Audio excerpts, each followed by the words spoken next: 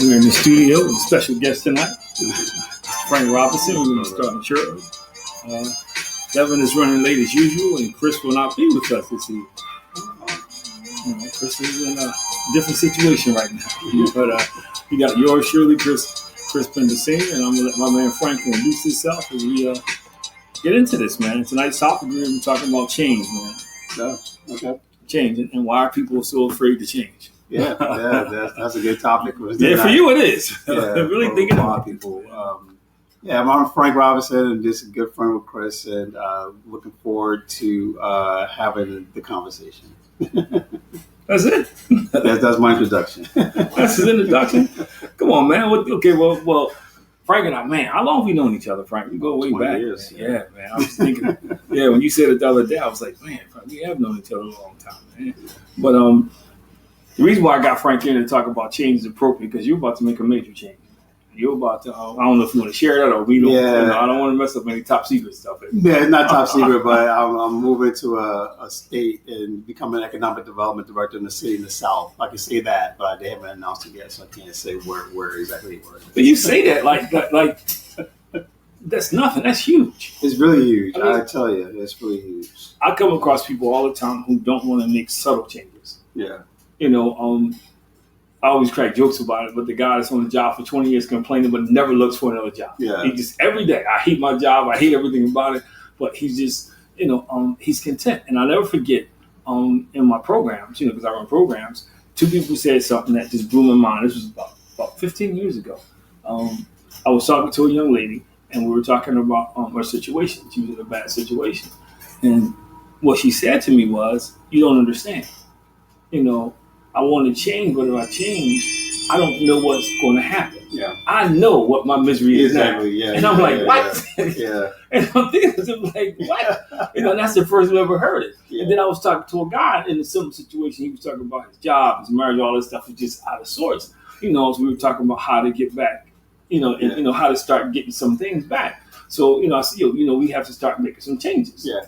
And he looked at me and he said, man, I hear you, man. And everything you say sounds so good. But he says, if I change, I don't know what's going to happen. Yeah.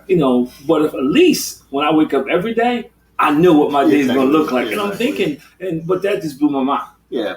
Well, I mean, it's the reality, right? A lot of people, and myself included, at various points in my life, that sentiment that you said is true. You wake up, the mess that you have, and the mess that it is. You have learned how to navigate it. You have learned how to cope with it. Not to say that you have to always stay there, depending on what the situation is, but it is familiar and it is comfortable. So I get that. Yeah. I mean, but my question would be, is it really comfortable? Or is it convenient? That's my question would be, is it comfortable or is it convenient? There's a little bit of both. Isn't it a little bit of that it's convenient because you know it, you think you know it, and you are there, what the pitfalls already are, you've been through it, and then so it creates a sense of comfort. Sometimes that comfort is good, sometimes that comfort is false. But it creates that sense of, I know what this is. I know what these things are. And so the stretch a little bit, particularly depending on what situation it is, feels a little bit, it feels hard. It feels good. Yeah, I mean, I agree with everything you just said. However, I don't, and I know everybody's different. I do. I want to make this abundantly clear. But I'm always baffled. I'm dumbfounded because why would you want to stay somewhere, even though you know what it is, it's just uncomfortable. It's miserable. Yes. When you see other people who are, at least appear to be happy succeeding. Yeah. So I don't, I just, that part, I'm dumbfounded. But I know people who like I talk about all the time in my profession. There's three kind of people. There's the kind of person who will come to work and what I do, like that school program and stuff, and they'll work part-time. And, it's a stepping stone. I'm trying to find out what I want to do. I'm trying to find out what, where it's going to take me. And then you get the kind of person who they love kids. I really want to invest in kids, man. I'm not quite sure what else, but I really want to do it. But then you get the person who that's just their aspirations, man. I got a job, right? And I'm thinking to myself, how it's a part-time job. How do you move beyond where you are? And that's the part where I get baffled. Yeah, I mean, when you talk about those particular situations, sometimes situation in life have to help us out in a sense. It forces us to either get exposure to something, someone, or something different, or life has to help us say, "Hey, I've been here. This is not where I thought it'd be, or I'm comfortable." Or sometimes people get stuck. They had those aspirations, right? And so they had those aspirations, but something in life happened, and so where they are allows them to be comfortable where that is, and they need some type of new something to help push them along. And so those things happen in those situations like that. Well, you see, you the glass half full kind of guy to say that, because I don't. I mean, I get there's people like that, but there's some folk who just, I'm not going to change. Yeah. No matter how bad things are, no matter, it's always somebody else's fault. It's never what I did or what I could do differently. It's what everybody around me, has not done for me. What I deserve. I don't know what sense of entitlement. Like there's somebody I might say I know, but I work with on a daily basis, and as a guy, he's a nice guy, but his methods and the things he do is just crazy. Yeah. And everybody he encounters says that. Yeah. And his remark is, "I'm not going to change because it's me." So that's what I mean. At what point do you realize, man, like, I need to change. Yeah. I need to do something different, because what's the definition of insanity? Doing the same thing over and over for different results. Yeah. Or somebody's in a bad financial situation, but you keep doing the same stuff. Yeah. You don't think, okay, well, I'm going to look for a better job. I'm going to take a couple classes. I'm going to do something to change my life. I'm not going to keep having this, this repetitive cycle. But it just seems like just people who are okay with that. Right.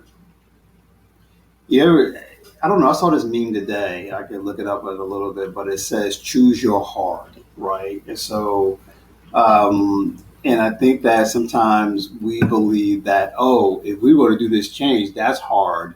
But sometimes when we're looking at this situation that we're in, staying in there is really hard too. So I think that we have to open up and say, choose your hard. So going back to the financial thing, so it's hard to be financially disciplined, but it's also hard to stay in debt or whatever. So sometimes you got to choose your hard. Are you going to choose to make the sacrifices to do something that goes beyond what your comfort zone is, or are you going to stay in that hard situation that you're in because it's comfortable? And so I think that sometimes when we're in that situation, we have to choose that. But that's, opening yourself up, which I get what you're saying, what you said. Sometimes people just don't want to do that. This is who I am. I'm comfortable with it. I like this is what it is. And until something make me do something, I'm going to stay where I am. Well, I think what you said, that sums it up. Choose your heart, because based on that formula, choose my heart. And let's not talk about finances, because let's move to something different.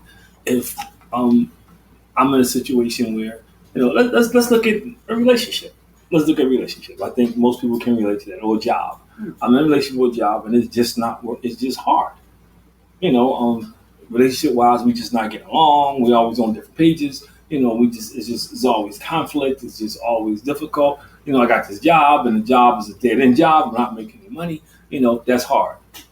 And yes, it's hard to make a change, but the possibilities associated with that second hard is endless versus the dead end first hard. Right. Because the first hard is going to stay hard, because at least if I try to do something, it's more likely that, well, not more, it's definitely more likely that something is going to happen, that's going to change the situation. Yeah.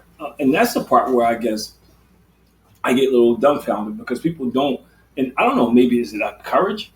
I don't know, maybe is it lack of vision, because people don't see beyond where they are right now? Is it low self-esteem? Yeah. I don't know. But I've known, like when I used to work for the housing authority, and I love telling this story. This young lady, she was, unemployed, paying minimum rent. And I remember us getting into a conversation. I remember listening to her talk like, you sound very educated. She said, oh, yeah, I graduated from Boston University.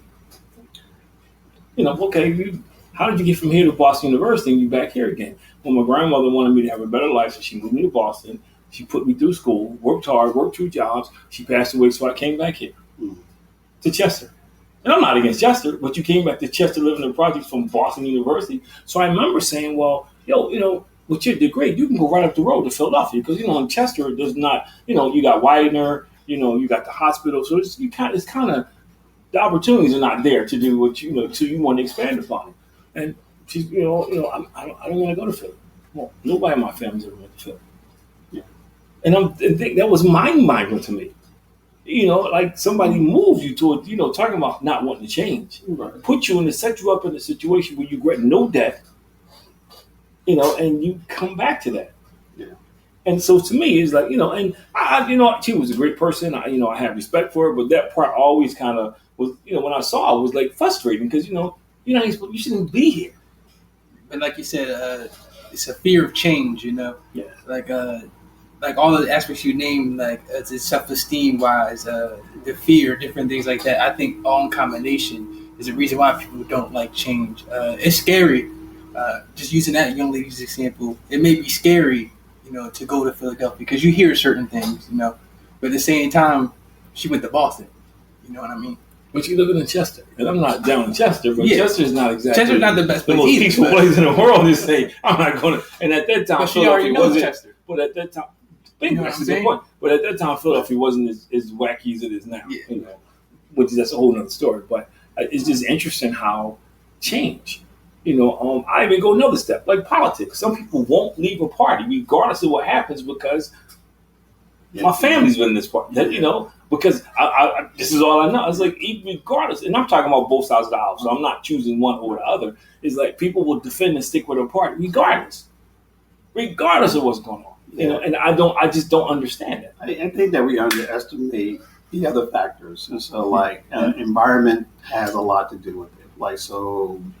Environment kind of influences where you grew up or things you listen to, or all those things have impact, and it forms you, and it forms good things, of course, but it also forms these kind of things that set in our ways, and sometimes without some type of outside force to push or some type of outside thing to happen, people stay.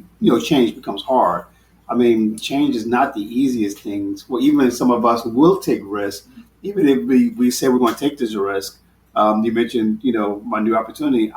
I tell you, I was stuck for 3 weeks before I made that decision because leaving family, leaving places I'm familiar with, that's not an easy decision. So you were often asking people to make decisions and kind of going to something new. It's not easy, even when the decisions are good or positive. They, just because we're familiar. And that's different. Yeah, you should take time to and what you're doing is like I always say, life is full of defining moments. Defining moments are those moments where we make a decision that's going to impact our lives. Possibly for some time. Not like what I'm eating for lunch, but you know what I mean. And it is. So taking 3 weeks is one thing. Even if you take 3 weeks and say, okay, that's not for me. I get that. But to just say, okay, the reason behind it is where I think we get stuck. And for me, I think that's why poverty becomes a vicious cycle. My mother was poor, my grandmother was poor. This is who I'm supposed to be. Yeah. Nobody in my family was an entrepreneur. My dad was kind of because he had his own stuff, but I knew I didn't just want to go to a 9 to 5 every day and depend on that. You had the same blood, so I wasn't going to just not try. Or when I graduated high school, a lot of my friends went to the service. Right. I knew I didn't want somebody telling me what to do, when to get up, when to do this. I didn't. I definitely didn't want to be locked up with a bunch of dudes, for long periods of time. So I knew, but I also knew I had to do something different to get something different. Right. If I did what all my friends was doing, I was going to get what they got. you don't got to be genius to figure that out. Right. For those guys, I rode past my old neighborhood today. Just shot past there. These cats still hanging on the corner, man. I'm thinking to myself, come on, man. And it's 100 degrees outside. Yeah. And you out there with furniture sitting under the tree, and you out there like 11 o'clock in the morning. Yeah. Like it's a job. And I'm thinking to myself, and I see some of the younger guys who've been there for a long time. So at what point do you look around you and say that, I need to do something different to get something different? Right. Well, okay, so a couple of things in that, because I agree with everything you said. So the last thing you said, look around you. And so sometimes when you are in a situation where you're looking around you and it's not much different, that's kind of exposure, right? And sometimes what's happened to each of us is that, well, I can talk about myself, is that I was thankful to have either parents or that was my next question. Church or other places that gave me exposure. So I've left. There are people I've met that have never left their neighborhood in Philadelphia ever. Yeah.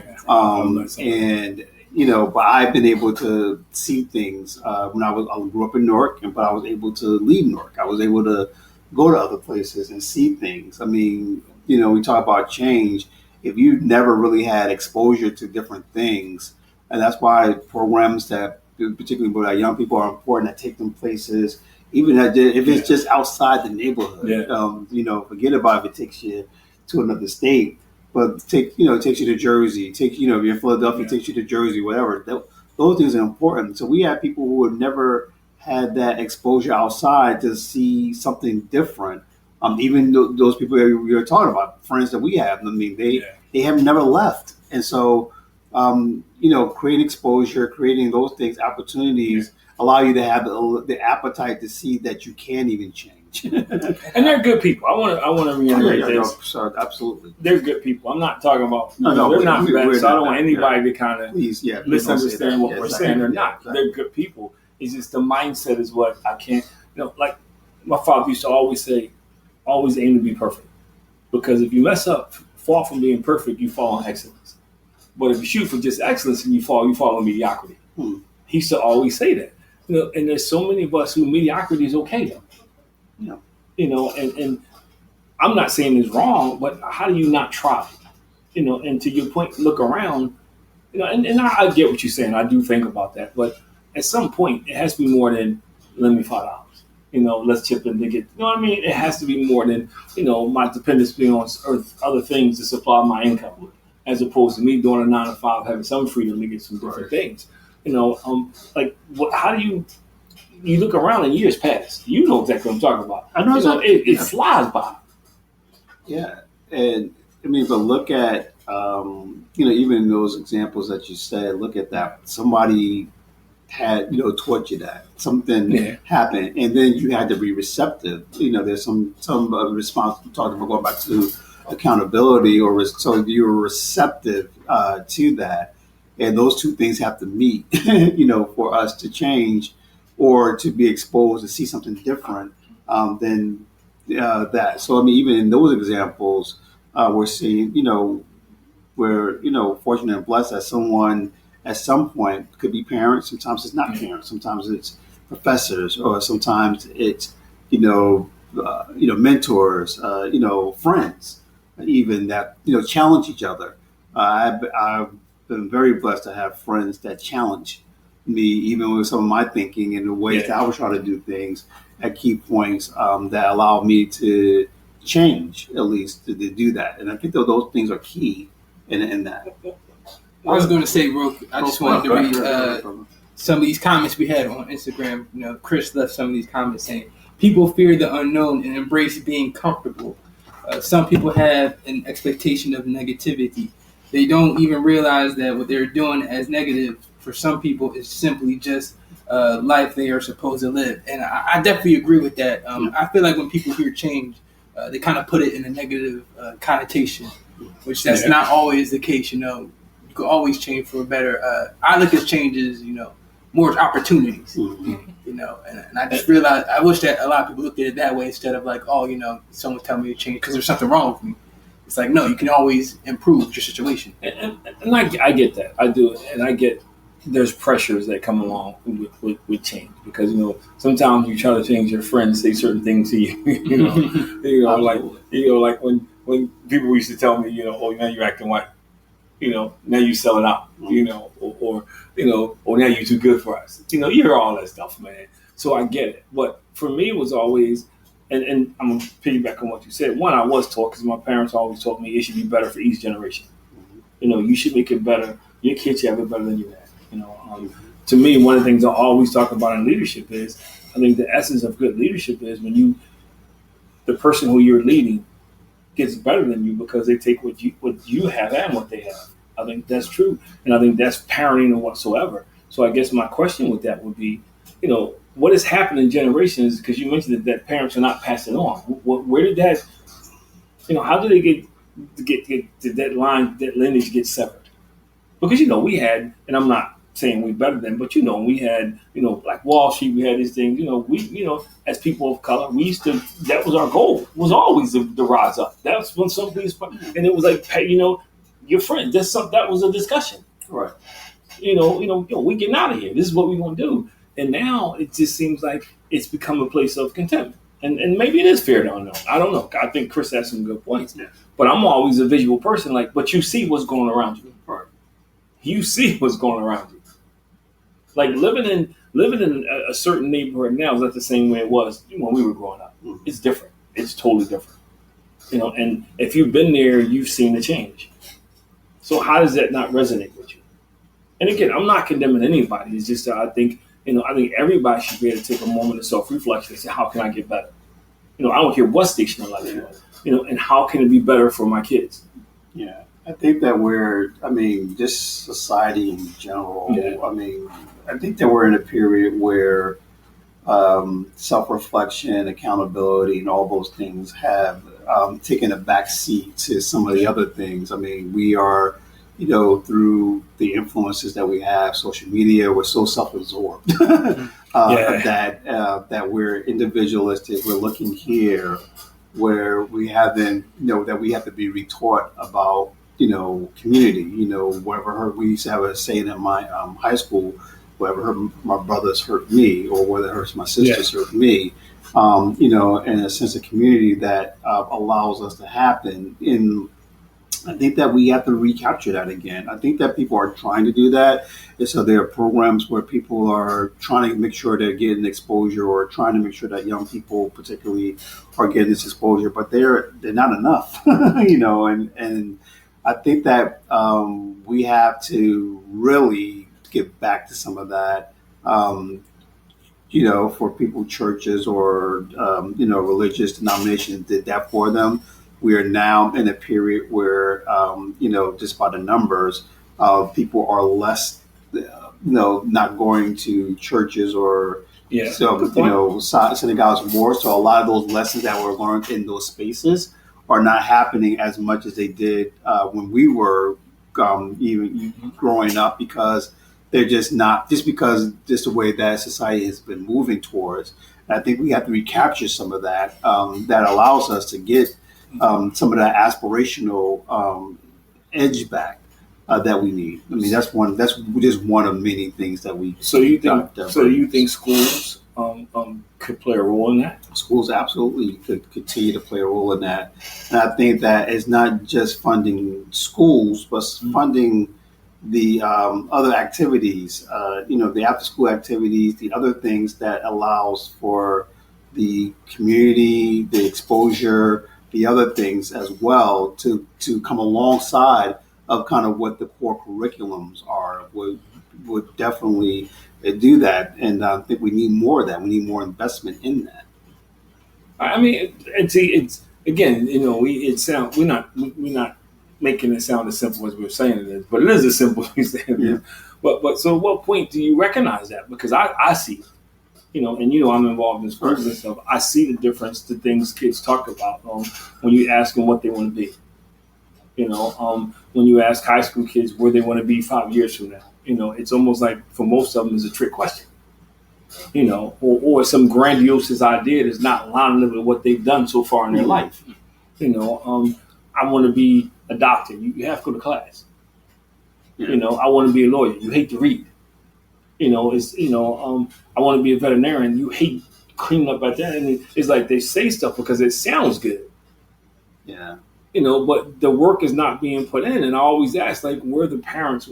That's the part where I don't get, like, who's challenging, and if it's not the parents, we say at school, but why do you think it's not happening in school? Because my point is, I'm tired of sitting in meetings and everybody says it should not you. Everybody says it should be happening at home, but we know it's not happening at home. So when do we start to do something on the other end? Yeah, I think that I would love to hear your take on this too, Devin. The community. I'm not a product of just my family. The community grew me up. If I went outside, and I did something wrong, my neighbor knew. My mom was going to find out, or if there's something wrong and my parents couldn't talk to me, my aunt came to talk to me, or somebody came to talk to me. I'm not a product of just my family. My community, whether it was my church community, whether it was my neighborhood, whether it was my extended family, grew me up. And I wouldn't be successful without them. And I think that we become so individualistic. We become that the community can't do that anymore. If you say something, it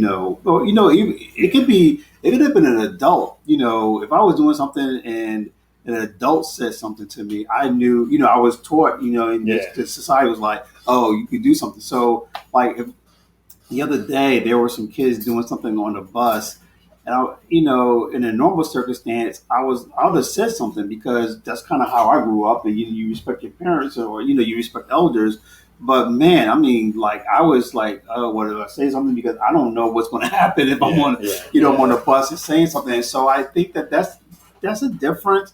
And I think that there's some of that happening. So I don't want to exclude, because there's a lot of good men that are happening. But I think there's a little difference just because of the way that we've grown up with all this digital things. We haven't calibrated, the individualism versus, the community aspect of it that's needed, that goes beyond just, parents in school, but it's kind of the community. But I would love to hear your thoughts on that. Being as though how I was raised, it was always about community. Like an example, Mr. Dana used to live right behind us. So when we were outside, because they had kids similar age as us, when we'd be outside playing around, all you had to hear was that whistle he would do. And I just knew we had to be right behind, because if the McCool were going in, well, we can't be that far behind, because I know my dad's wondering where we are as well, too. Just things like that, like, Mr. Andre always looking out down the street. It was always a sense of community. I think, like you said, nowadays it's a lot of individualism. People like to mind their business nowadays, when that really has never been the case for a successful community. You got to lean on each other. So I would definitely agree in your regard. When I hear people say, I want to mind my business, it is your business, because ultimately it affects you. Even if it may not affect you directly, but indirectly it does. And I think that's the part I think we've lost. And you made a comment about brothers looking out. I think that's where we are, where people don't understand how it indirectly impacts you. For instance, if you're not your child, if you let your child go buck wild because you want to be his friend, but yet he goes out there and do something that comes, if you're arrested, whatever, it does come back to you. So it does impact you. And now two families are screwed up. With the family that whoever's the victim and your family. So I think, I hear people say that, and it takes me back to, but how do we get there? And I know sense of community is one, but it seems to be, in my humble opinion, eroding. Like, I see it getting worse. Yeah. I'm not saying it's hopeless, because I know Chris was here right now, he'd be saying, but I'm not, but I see it getting worse. When I begin to talk to people in their early 20s, and they kind of have that attitude, like, this is my life.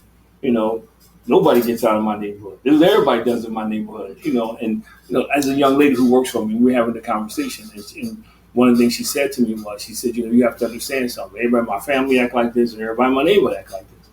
And she's loud all the time. I mean, if you want to have a conversation, right, she just, you don't want to think she's screaming at you.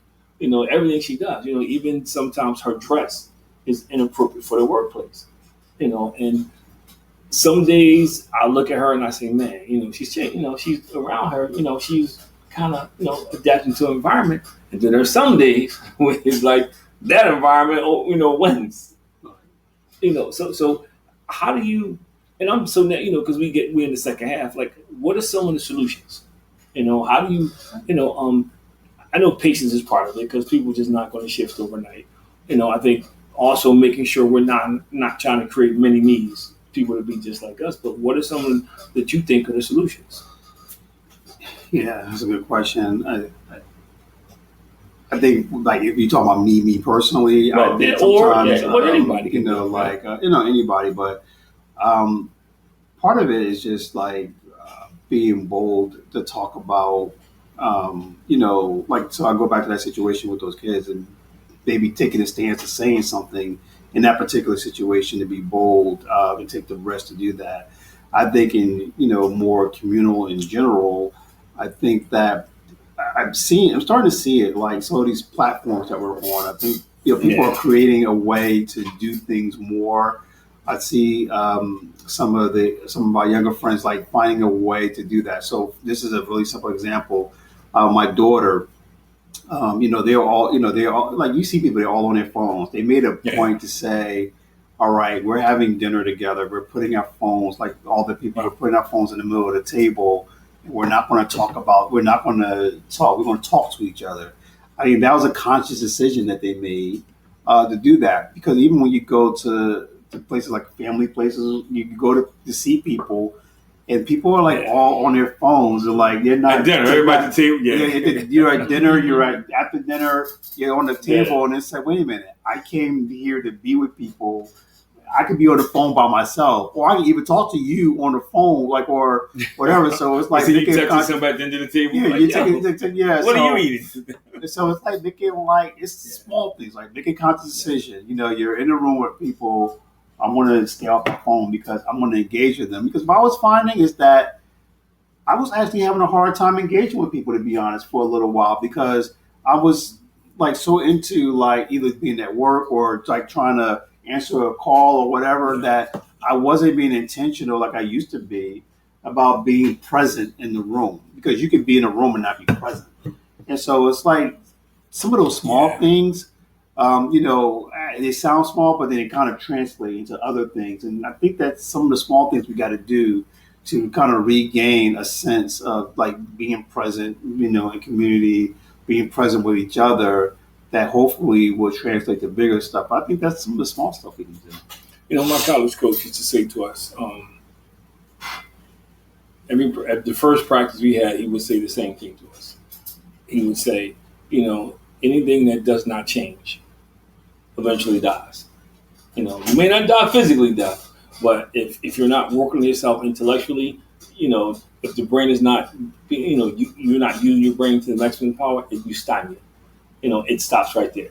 You stop working out. Whatever limits you're not using. And he was always talking to basketball sense, but he was right. Yeah. And so I always kind of live by that. So how do we communicate though? How do we get other people to understand? And it's okay to fail. You're going to fail. That's a part of life. How do we get them to overcome the fear? Is it putting more role models in front of them? Is it walking them through the opportunities? I don't know. Like we talk about programs in schools, and I'm working with small groups of kids, but some of them get it, but some of them don't. Some of them, it just doesn't click that I do have the power to change my situation. I would say definitely more role models, and then just making them realize that they're not the only person that could be going through this or feeling like this. That they're not alone. Other people has been in your similar situation and have made it out. Just providing them with more examples of people that look like them, coming from the same place. Be like, hey, I was in your shoes at one point, but I was open to feedback, not looking at it as hating or anything like that. And just being willing to be open to different opportunities so you can change for the better. Yeah, I get that. I think that we just got to keep saying the message, and because you say it, there's some people who hear it, now, but you never know by saying it because they're not receptive at that point, so you may reject it. But by just continuing to say those things and doing all those things that we've been talking about, later on, when something happens and they open the door and they're like, oh, that's what he was talking about. Oh, that's what she was talking about.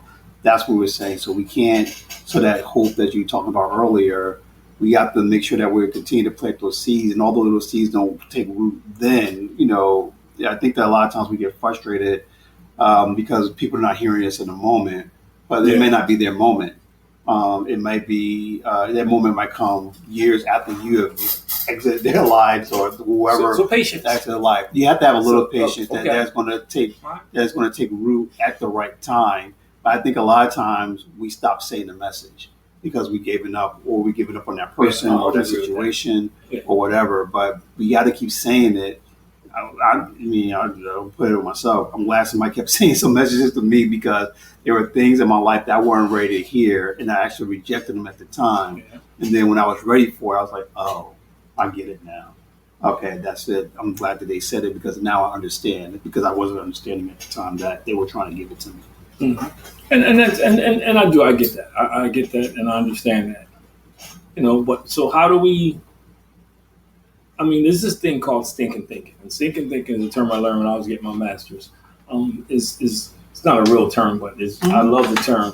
One of my teachers said, "Yeah, stinking thinking is when your thinking is polluted. Like Devin touched on it, when you just think negative stuff. I can't do this. I can't do this. So you don't try. And that's why I think we get to like the definition of insanity. You're doing the same thing every day, but you think your situation is going to get better. Mm-hmm. And I just don't get it. Like even we were talking about the school district. We had this conversation. Every school I go in, I have this conversation with teachers. The school district, they want to go to the year-round school. They think year-round school is the solution. And I'm not saying it's not. I don't really think it is. But I'm thinking, you're going year-round, but yet you're going to have the same limited resources. You're just extending the months. I mean, I don't understand. You're not putting better internet in the schools. You're not paying teachers more money. You're not putting better curriculums in the school. I don't get how you think you're going to have different results because you're adding more days. That part I just don't get. So let's use your example, then flip it to a personal example. So we have, infrastructure is important, right? Yeah. And so what you're talking about, some of the things you're talking about is that they're trying to extend the school days, but then the infrastructure is not even there to support it, right? So before you go, because what I'm saying is you're changing, but you're not really changing. Right. So back to the personal, right? I think like the worst enemies that we have often is ourselves. And so I think that sometimes we're going. Sometimes we're pouring, but we don't take the time for our personal infrastructure to be strong.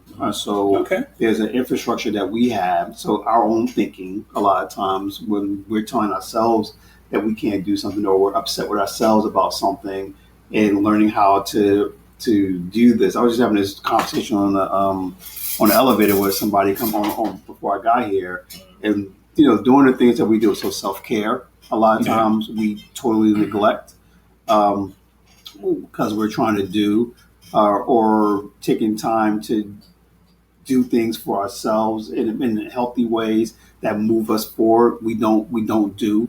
So like our personal infrastructures have to be, we have to do that to help to be ready to take advantage of some of these things. And often we're running on empty. We're trying to please people. We're trying to do all the things that are towards our skew, because we all have things that we skew towards.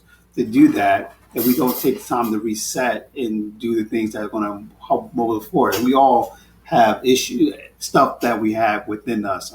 Everybody, in the whole world does. And a lot of times we don't take care of that so we can move on and move to the next level. Personal infrastructure. Yeah. But I think, I'm not picking on the school district. I'll make that abundantly clear. But I think that's like the perfect example when, you're doing things, but you're not really doing things. Right. And I think that a lot of us, which is another group we're talking about, we do that. We think we're making changes, but we're not really making changes. We're doing a lot of things, but there's no productivity. And that's another thing that how do you get people to understand it? Because some people think just because you're doing something is a great thing. And I hear people say it all the time. At least that's something. Come on, man. It's 5,000 guns on the street. You get rid of 2. At least, and the real, come on. But I hear people say that's almost a go-to now. That's almost a go-to. And how pitiful it is, at least we're doing something. So how do we put those two together and move behind it? Because again, I think that's what we're producing.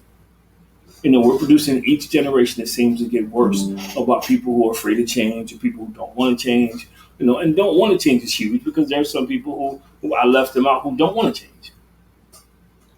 I'm okay with being stuck in this hamster thing, this paradigm, this dimension, and I'm all right with it. I would say empathizing with them and saying, change can be a very scary thing. But at the same time, trying to help them understand that with change, the opportunities or the potential is limitless. The certain things you can do once you make some small changes could really affect your life for the positive.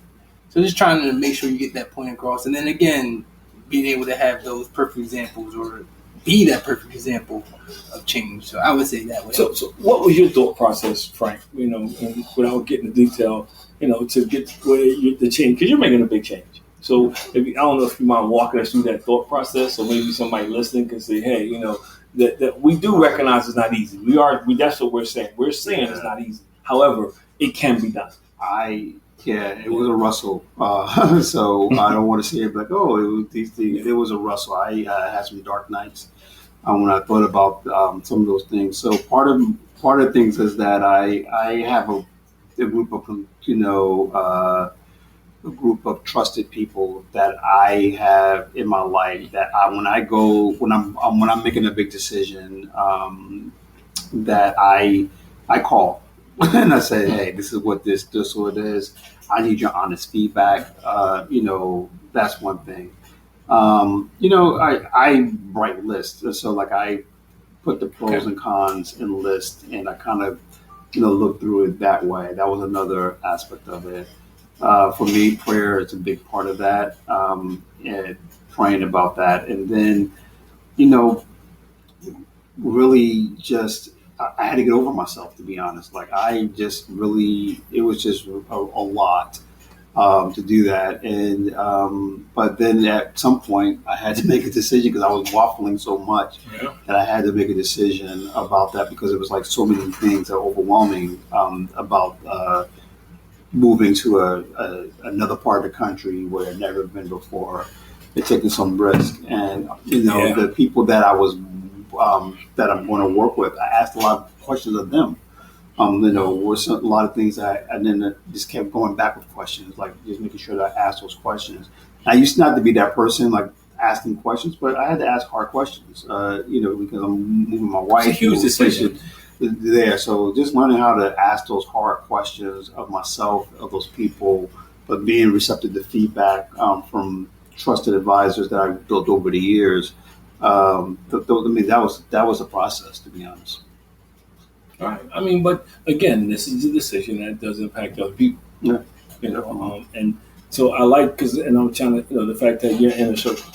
And I think sometimes we overlook how important, it is to have a strong inner circle. Yeah. I do. I think sometimes we forget that, whether it's one person, 2 people, or 3 people. I recommend multiple people. Yeah. Not a crowd, but I do recommend people. And I think we forget about that. And so I think, like for me, I think processing is a couple steps. The first step is, it has to make sense. It can't be a long shot. Like, I'm moving to Charlotte, North Carolina, and I don't have a job. God gonna provide. I got a wife, I got bills, but I'm gonna move there. I don't not even a prospect. Yeah. I think it has to make sense. Yeah. I think the second thing is you have to factor in how it impacts other people, the people connected to you. I think that has to be a part of it. Mm-hmm. And it's not always the easy process because they may not see what you see right away. But I think it has to be a process where you do factor in how this is going to impact this person, this person, this person. Like now, my kids are grown. My wife and I always had these conversations about where we want to end up at as far as living and different opportunities, around the country, what we'd be willing to take, look at. And one of the things we do factor in is, okay, well, do we really want to be that far away from my kids? If something happens or different things. And some people are different, they just don't care. Once their kids turn 18, like, sure, they just turn the switch on. I think the third thing for me that I have to look at it is how is this going to impact me spiritually? Right. Am I going, like, I would never move to New Orleans. And I'm not saying that some people can't. I would never move to the city. I wouldn't move in because of all the stuff that's going on. When I went there, I just didn't, that makes sense. The voodoo shops and all that stuff, I just didn't feel, I felt uneasy. The whole time I was there, I did. I felt uneasy. I just felt like it was dark. Like it was kind of dark and demented. And there's some great parts, don't get me wrong. I loved walking down Bourbon Street during the day. It was different at night. I wouldn't move there though. It would have to be a heck of an opportunity. And even then I wouldn't move into New Orleans. And I think, the fourth thing that I would have to look at is, and I'm not, this is high up there, I shouldn't say fourth, but how's it going to translate for my wife? Absolutely. How's this, because I'm going to be working and doing things, but if she's not moving down there with a job, is she going to have to look for a job? How's the economics down there, so she can get a job? And those are things that you got to factor in. Yeah. And I think lastly, what you really got to look at is how does this fit into your long-term goals? Yeah.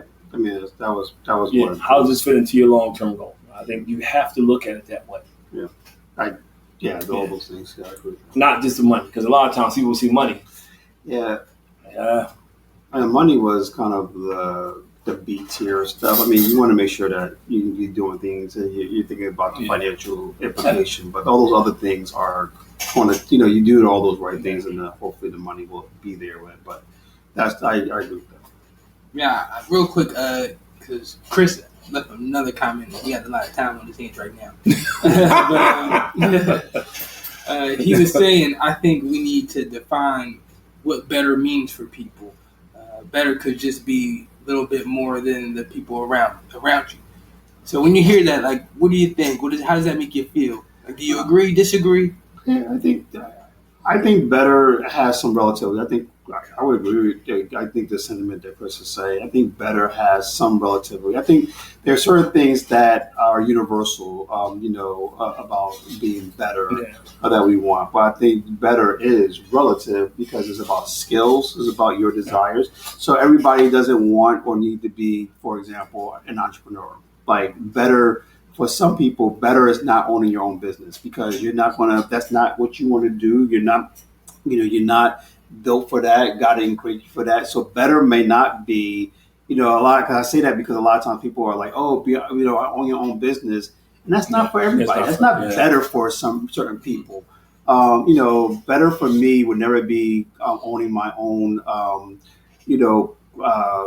garage or owning a dealership because I'm not into cars. I'm not doing that. That's not going to be better for me. So I think there is some relative sense of better that can be there, but there's some universal things about better that we want safer being in a safe community. I mean, we all should work for that because that's going to make us better. We live in a community where I want to be able to take the subway, get off at Erie, get on a 23 and be safe.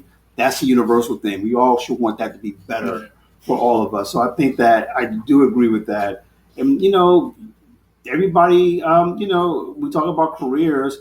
There are certain things that people have stayed in their careers. There are people who have been administrators, executive assistants or whatever. And that's great because that's what they're good at that. That's what they want to do. They're able to take care of their families. They're able to do that. And that's fine. There are other people who have a desire to move up and do that. That's fine too. That's a better position for them because that's what they want to do. So I think better is a relative term in certain instances, but there are certain things that as a community, things that we were talking about earlier about our youth, things about how we live, how we are together, we should want to be better at that. We should all want to be better at communicating and being and encouraging each other. That's something that we all should want to be better at.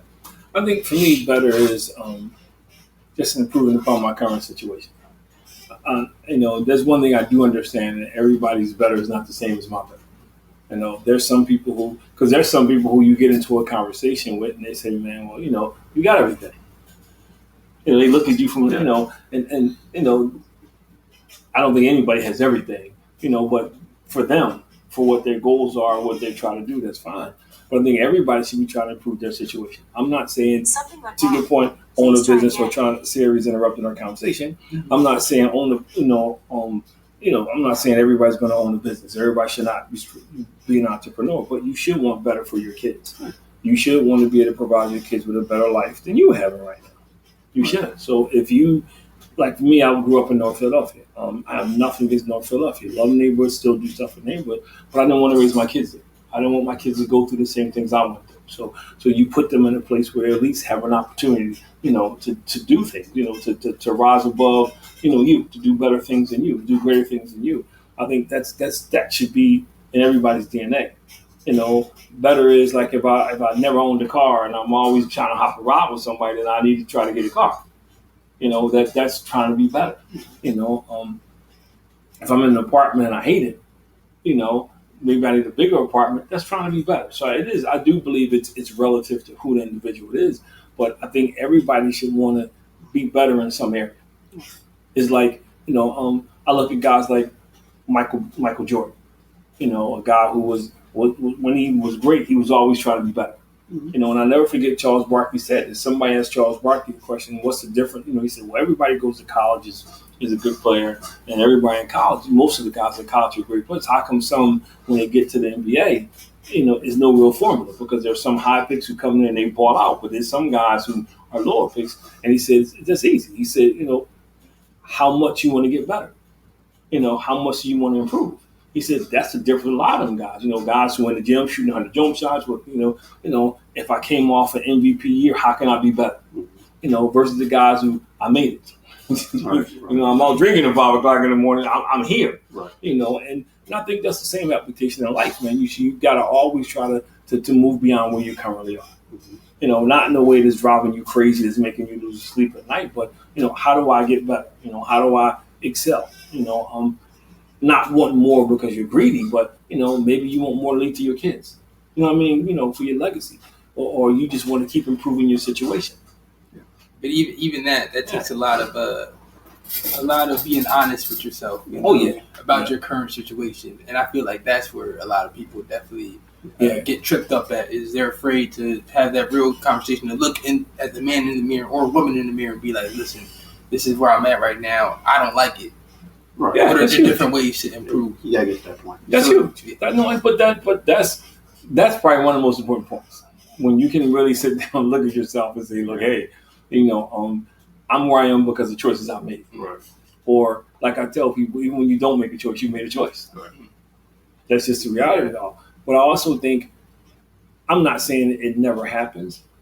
It's very rare, that the opportunity for you to get something is always going to be right in front of you. Usually it takes some kind of change in your direction. Usually it takes something that you have to do differently. Yeah. To make that next step, and I think that's what we get stuck at. Yeah. I keep doing the same thing, and you talked about this, I'm making progress, but in order to make the real progress, I got to do something different. Mm-hmm. I'm talking young people, I say this all the time. It's like, Michael Jackson is dead, been dead for a long time. He's still making more money than a lot of these performers out here, but there'll only be one Michael Jackson. All the wannabes that imitate him will never make what he made. And so I think you kind of got to have attitude in life, man. At some point, you got to kind of step out to be unique. At some point, you got to figure out, what's my skill set? What's going to make me different? What can I do different so I don't end up like those other 12 guys on the corner? And again, I'm not if you want to be in a certain place in your life, that's fine. I am not. That's on you. As long as you're happy, truly happy. Not like you said, not wanting to yourself. But I also think that if you have children, you kind of owe it to them. Mm-hmm. You kind of owe it to them to provide with them opportunities to get better. Mm-hmm. So we are at the closing minutes here. So we made Chris proud because I know you listen in. That we actually going to finish on time. So I want to apologize to to our YouTube people, because that was Devin who cut you off. That wasn't me. I didn't do nothing. You hit a key, bro. You stopped the show, so they got cut off at 44:10. I didn't know. So somebody's gonna be calling me tomorrow and saying, "Hey, what happened to the rest of the show?" But no, thank you, Frank, man. I really appreciate it, man. We were trying to do this for so long, man. We finally made it happen, man. I'm like, yo, I wish you the best of luck. Thank you, brother. Your next thing, man. You know, keep a look out for your brother, though, man. Hey, I might be wanting to make that transition behind you, man. You know, look out for your brother. You know, Devin and I, we were talking about that, man. Like, yo, because it was funny, because he said, "Did you say you had something for you?" I was like, yeah. Like, you really want to go there, right? But anyway, man, I did. Well, we talk about that. But we do appreciate you, man. I do love you, bro, man. Like I didn't realize it's been 20 years, man. Yeah, 20 years. Yeah, but it has been, man. Above Average Black Men, another great episode. Our special guest, Frank Robinson. Devin Pender, remember to like, follow, subscribe, share, comment. We're on all platforms. And we're here to empower, inspire, and uplift the community. Shout out to Chris for that one. Yeah, we got to see the Chris part. We will see you guys next week, man. Greatly appreciate you guys. Peace. Peace. Thank you, bro. Thank you, man. So when's the due date, man? When